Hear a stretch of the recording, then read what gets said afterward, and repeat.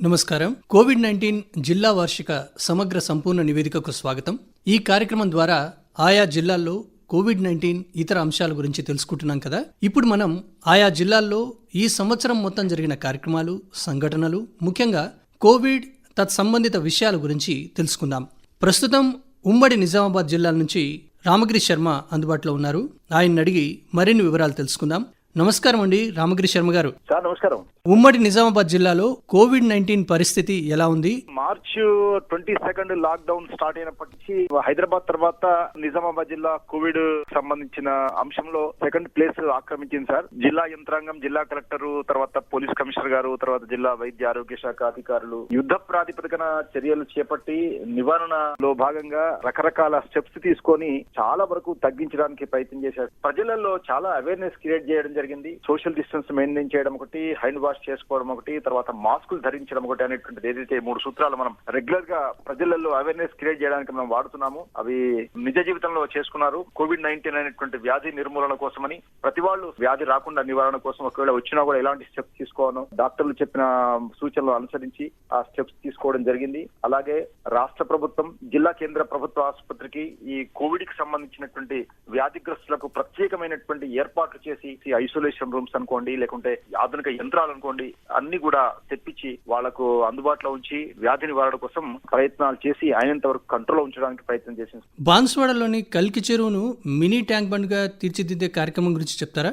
కామారెడ్డి జిల్లాలో బాన్స్వాడ కాన్స్టిట్యున్సీ అనేటువంటిది మన రాష్ట్ర అసెంబ్లీ స్పీకర్ గారి సొంత నియోజకవర్గం సార్. అది స్పీకర్ గారు రాష్ట్ర ప్రభుత్వంతో కోఆర్డినేట్ చేసుకుని రకరకాల డెవలప్మెంట్ యాక్టివిటీస్ లో పార్టిసిపేట్ చేస్తున్నారు సార్. సో అందులో భాగంగానే ఆ కల్కి చెరువును మినీ ట్యాంక్ బండ్ చేయడానికి కోసమని ప్రభుత్వం 6 కోట్లు వెచ్చించింది. అందులో ఆ చెరువును డెవలప్ చేయడం ఒకటి, ప్రజలు పర్యాటకుల ఆహ్లాదం కోసం సుమారుగా 20 లక్షలు ఖర్చు చేసి 24 సీట్ల సామర్థ్యం కలిగిన అధునాతన బోట్ ను కూడా తెప్పించారు. అదేవిధంగా కల్కి చెరువు వద్దనే త్వరలో ఒక ప్రత్యేక పార్కు కూడా అభివృద్ధి చేస్తున్నారు సార్. ఇక్కడ ఒకటి దేవాలయం కూడా ఏర్పాటు చేయడానికి కోసమని వాళ్ళు ప్రయత్నాలు చేస్తున్నారు. ఇదంతా కూడా బాన్స్వాడ కాన్స్టిట్యున్సీ ప్రజలకు గాని, తర్వాత చుట్టుపక్కల జిల్లా ప్రజలకు గాని అదొక పర్యాటక ప్రాంతంగా తీర్చిదిద్దాలనేటువంటి కోరికతో ముందుకెళ్తున్నారు సార్. జల సంరక్షణలో కామారెడ్డి జిల్లా వజ్జేపల్లికి జాతీయ స్థాయి గుర్తింపు వచ్చింది కదా, దాని గురించి చెప్పండి.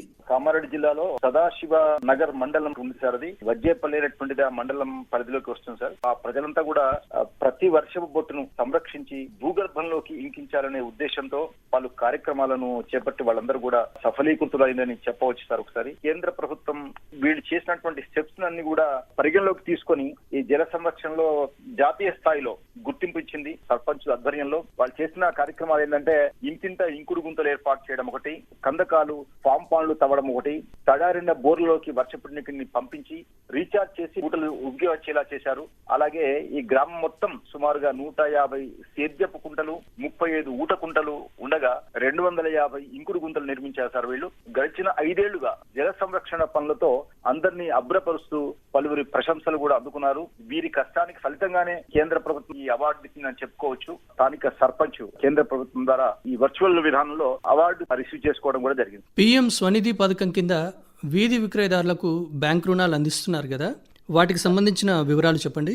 ప్రధానమంత్రి గారు స్ట్రీట్ వెండర్స్ కి ఎలా ఉపాధి కల్పించాలి సెంట్రల్ గవర్నమెంట్ పరిధిలోని ఆలోచించి MGSR EGS పథకానికి కేంద్ర ప్రభుత్వం మనకు 40,000 కోట్లు కేటాయించిన విషయం కూడా మాకు తెలిసింది సార్. నిజామాబాద్ మున్సిపాలిటీ పరిధిలో జిల్లా యంత్రాంగం 7,754 మందిని గుర్తించింది సార్. అలాగే బోధన్లో 4,137 మంది, ఆర్మూర్లో 3,363 మంది, భీమ్గల్లో 774 మంది ఉన్నట్టు గుర్తించింది. ఆర్మూరు, బోధన్, భీమ్గల్ వీళ్ళందరినీ కూడా గుర్తింపు కార్యక్రమం 100% పూర్తయిపోయింది. అలాగే నిజామాబాద్ లో 300 మంది వీధి విక్రేతలను ఐడెంటిఫికేషన్ ఇంకా చేయాల్సి ఉంది. అంటే దశల వారీగా అధికారులు స్టెప్ తీసుకొని చేస్తా ఉన్నారు. వ్యాపారాలను పెంపొందించుకోవడానికి కోసమని 10,000 రూపాయలు ఇచ్చే కార్యక్రమాన్ని చేపట్టింది. దశల వారీగా అందరికి కూడా అందజేస్తామని చెప్పి అధికారులు చెప్తా ఉన్నారు సార్. సో దానివల్ల స్ట్రీట్ వెండర్స్ ఎవరైతే ఉన్నారో వాళ్ళు చాలా మంది వ్యక్తిగతంగా కూడా PM గారికి ధన్యవాదాలు తెలుపుతూ మాకు ఈ కష్టకాలంలో ఆదుకున్నందుకు కేంద్ర ప్రభుత్వానికి ఎప్పటికీ మేము రుణపడి ఉంటామని కూడా చాలా మంది చెప్పడం కూడా జరిగింది. ధన్యవాదాలు రామగిరి శర్మ గారు. Thank you sir. ఇదండి నిజామాబాద్ జిల్లా నుంచి రామగిరి శర్మ గారు అందించిన కోవిడ్-19 జిల్లా వార్షిక సమగ్ర సంపూర్ణ నివేదిక. మరో రోజు మరో జిల్లా వార్షిక సమగ్ర సంపూర్ణ నివేదిక విందాం. అంతవరకు సెలవు. నమస్కారం.